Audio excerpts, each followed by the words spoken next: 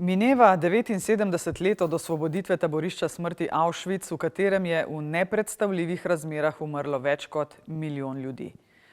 Od leta 2005 ta dan obeležujemo kot Mednarodni dan spomina na žrtve holokausta.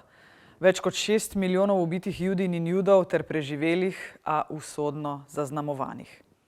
Nedolžnih ljudi, ki niso želeli vojne in nikomur niso želeli smrti, a jih je vseeno pokosil srb sovraštva, ki se je širil tudi na druge ljudi. 10. decembra lani je minilo 3/4 stoletja od sprejetja Splošne deklaracije človekovih pravic, pravnega svetega grala, ki bi ščitil ljudi in njihovo dostojanstvo pred grozotami storjenimi dotedaj. Pa vendar po svetu divja največ spopadov po drugi svetovni vojni. Nedopustno in krivično je, da zaradi njih še vedno najbolj trpijo nedolžni ljudje, ki si želijo le miru. Takšno teptanje človečnosti in groba ignoranca humanitarnega prava pa je tudi globoko nespoštljiva do vseh žrtev holokausta in vojn ter preživelih, katerih sporočilo je preprosto in jasno: nikoli več vojne. Vedno bom verjela, da je na svetu več dobrih ljudi kot tistih, ki med nami na različne načine širijo zlo.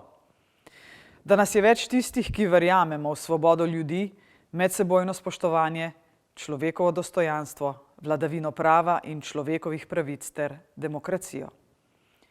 Spoštljivo vodilo pri tem je modra misel Ane Frank, ki je zapisala, kako čudovito je, da nikomur od nas ni treba odlašati niti za trenutek, da bi svet naredili boljši.